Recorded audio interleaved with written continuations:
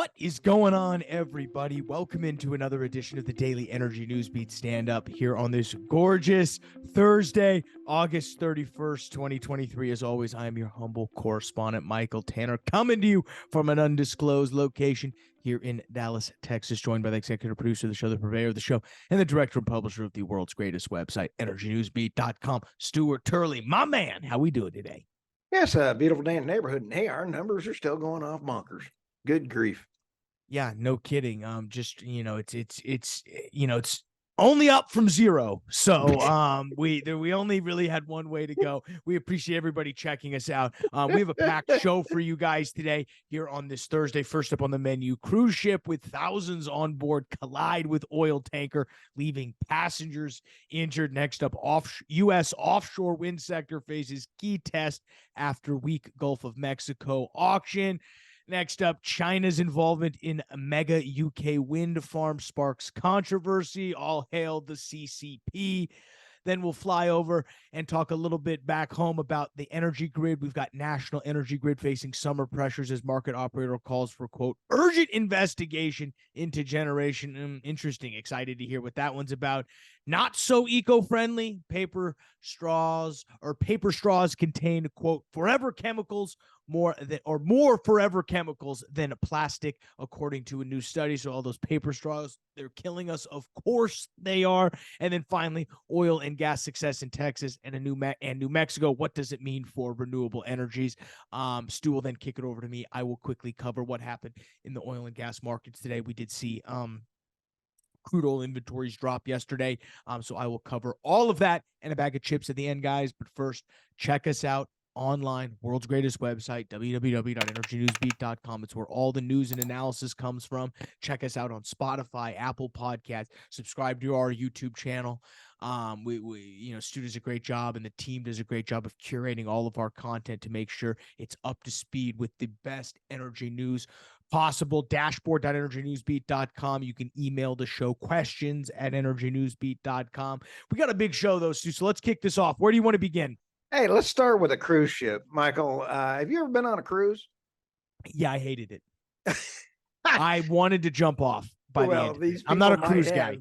Cruise ship with thousands on board collides with an oil tanker, leaving passengers injured.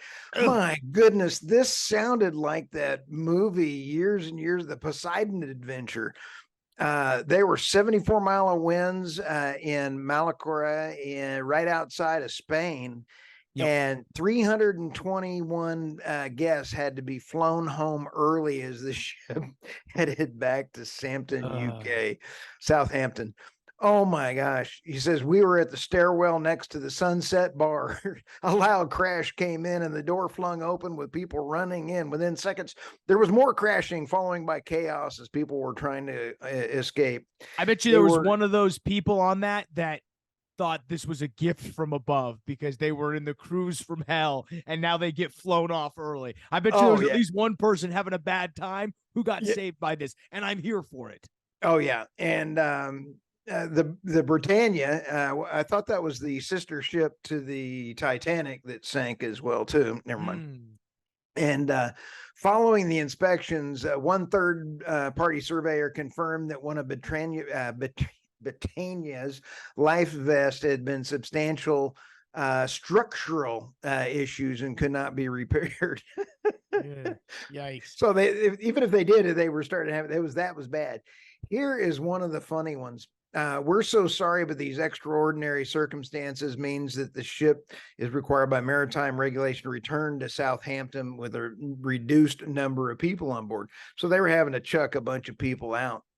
And one of the guys said, oh, by the way, we want to give you a 20% discount on your next cruise. And the guy goes, not on your life. Nothing was worth me going on another. You're going to have to pay me to go on a cruise. You're going to have to pay me to go on a cruise. Was there no crude oil got spilled, though? So we're good on any spills? Oh, no, we're good on this crude oil. But I did have a one that I wanted the producer to fly in of a cruise ship coming in of the Energy Newsbeat cruise ship line, and we're not going to do it. So takes too much time. What's next? We're going to the next one here.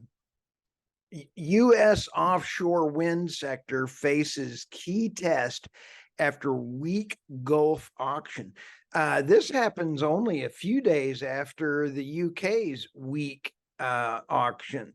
People are burned. Companies are burned. And so let's go through some of this. Low interest in the first ever auction offshore wind farm development rights in the Gulf. Joe Biden's green agenda has got a black eye. Here's where the people are really wanting the wind in the Gulf, and that is because of hydrogen plants. They can't get green hydrogen without the wind. Well, you sit back and kind of go, well, the only way that you're going to be able to put that in is in Texas because we got a lot of wind. But only a single bid of 5.6 million emerging from the rights to 102,400 acres, 41,472 hectare acres off Louisiana. And two others offered no bids at all. It's clear that and wind it's a farmers, it's a German company. right? But they're coming after RWE.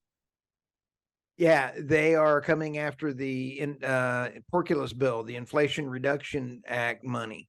So otherwise, they wouldn't even have bid on it. Newsbeat tried to put a bid in, but we couldn't. We faxed it too late. No, they didn't like my sarcasm.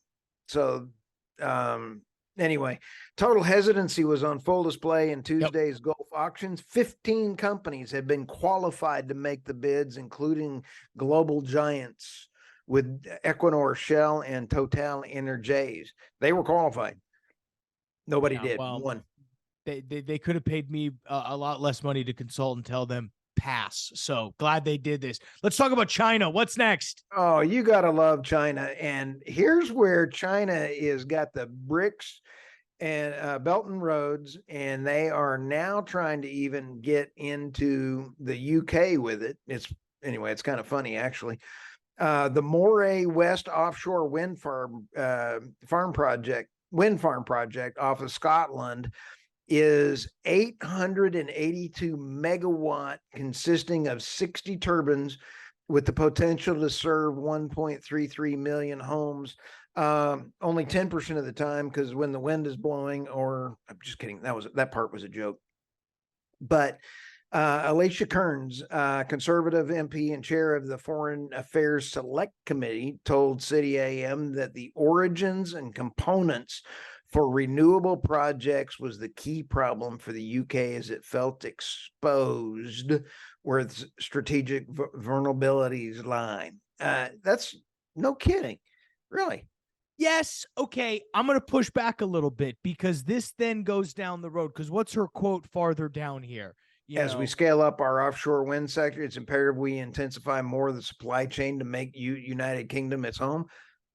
No. Instead of relying on imports, we should be incentivizing British projects to use British products. What does that sound a lot like? Trump. What's that act that you love? The Jones Act is very similar to this, Stu. And the Jones Act is something you've railed against in the past. This screams anti-free market. Yes. Now, the Jones Act is just a hair different from this, but as I just said, because she wants it to be built in the UK, but they can't because they don't have any critical minerals. Now, yes, I know. Well, I agree that. I guess what I'm saying is, it's going to be hard It's hard to set a policy that says you need to build everything with the stuff that you can source locally. Britain's not that big. They're not that lucky. They're going to have to go elsewhere.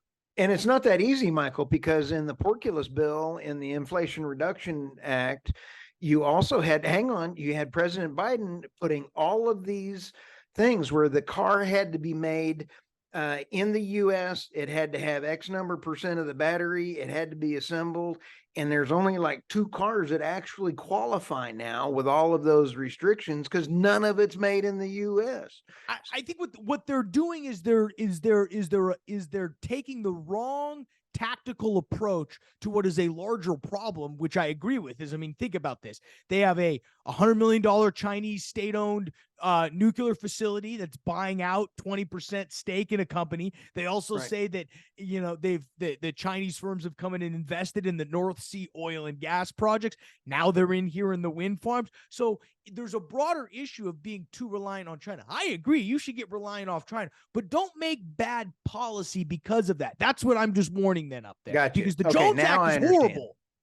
No, absolutely. Bad policy on bad policy equals reeky bad policy. Yeah. Speaking of bad policy, let's come to our energy grid. Oh, national energy grid. This is for Australia. National energy grid facing summer pressures as market operator calls for urgent investment in generation. Okay.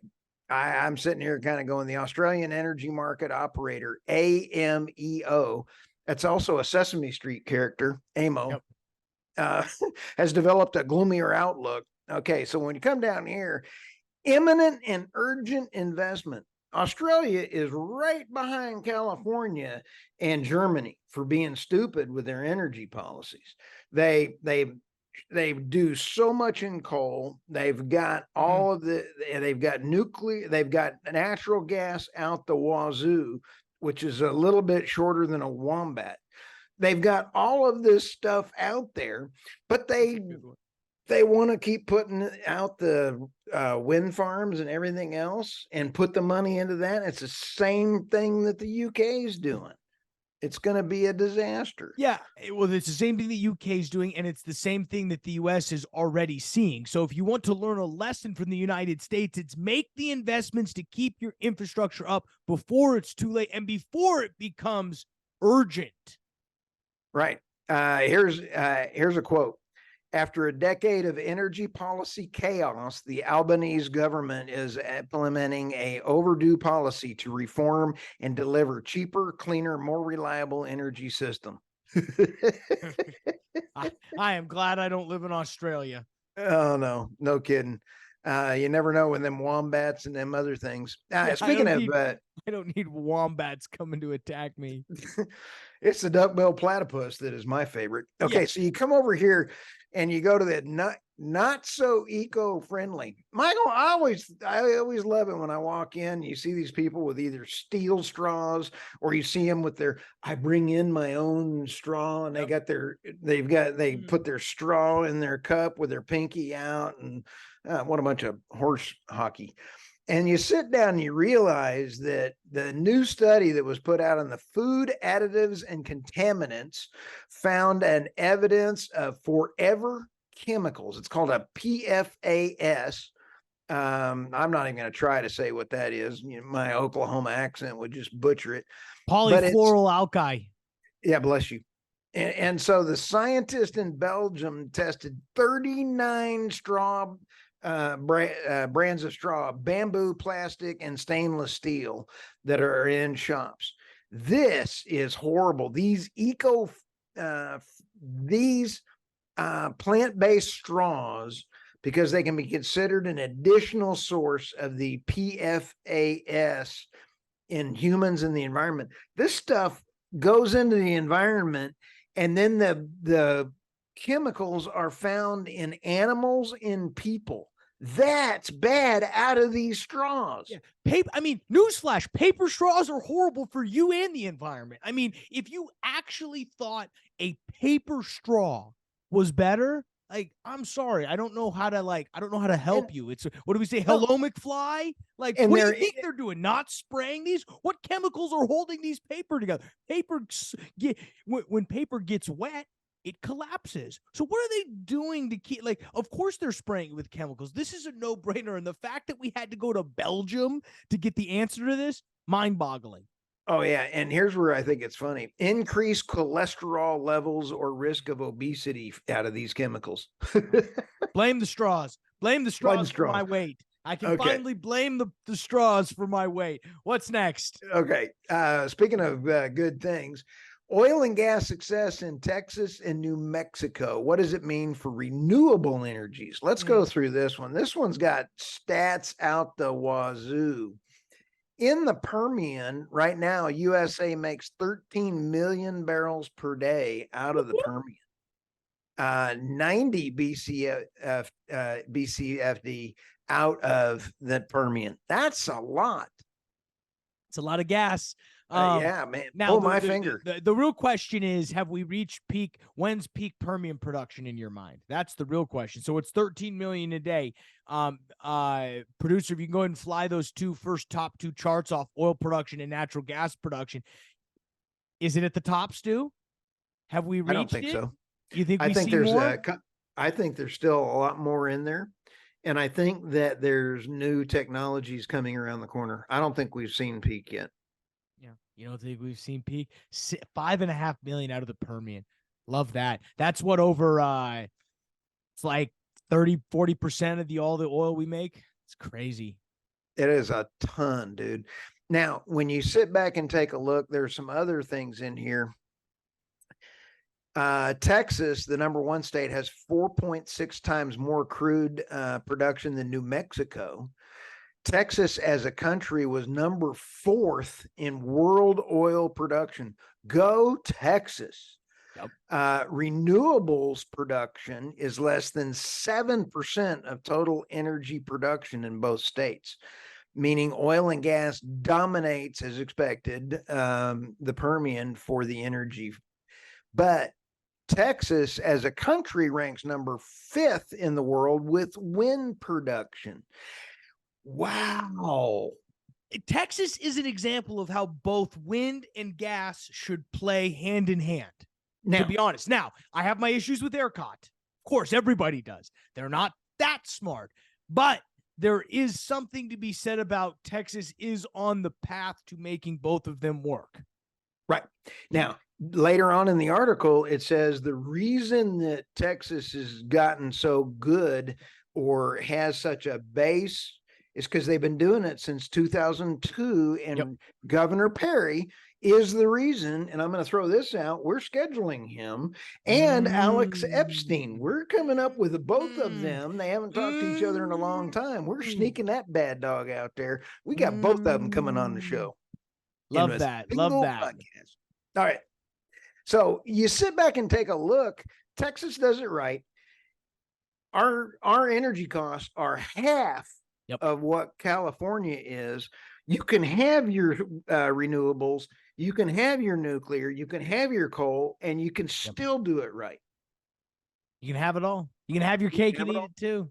All right. And I'm not going on a cruise, by the way.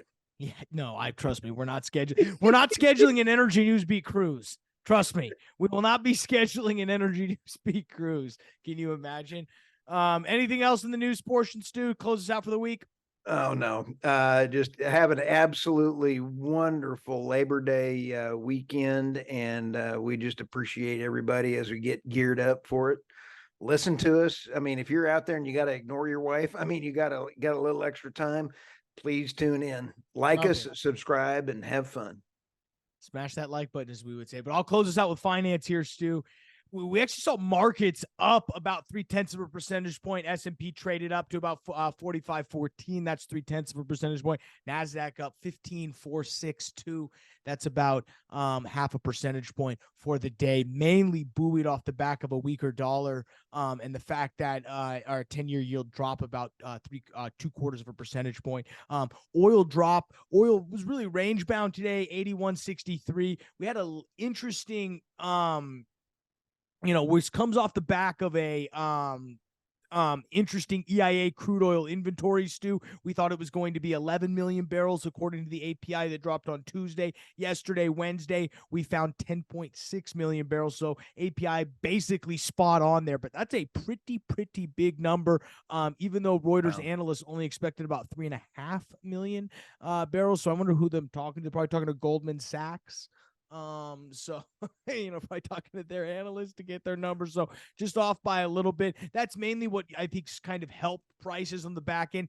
Chinese economy is still kind of hampering overall what's going to go on with oil, but a strong draw from the EIA storage reserves is going to help keep that pricing up. As I mentioned yesterday, really everything's kind of all quiet on the Western Front from oil, from in terms of oil and gas news.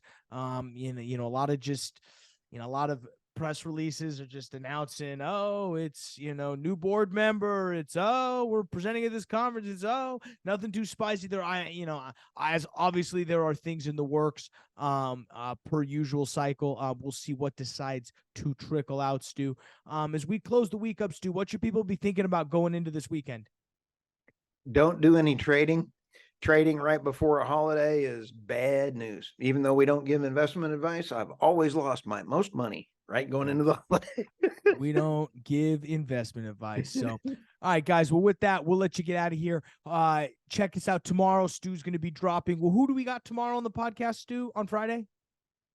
It depends on who comes out of production first, but we got a few good ones. I'm hoping that it is Patrick Moore. Dr. Patrick Moore. Dr. Patrick Moore. So it's that one is pretty crazy. Yes.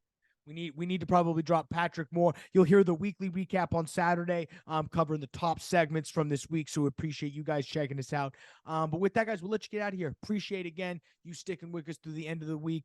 Enjoy your weekend. Have fun listening to Energy Newsbeat. Have a great day, guys.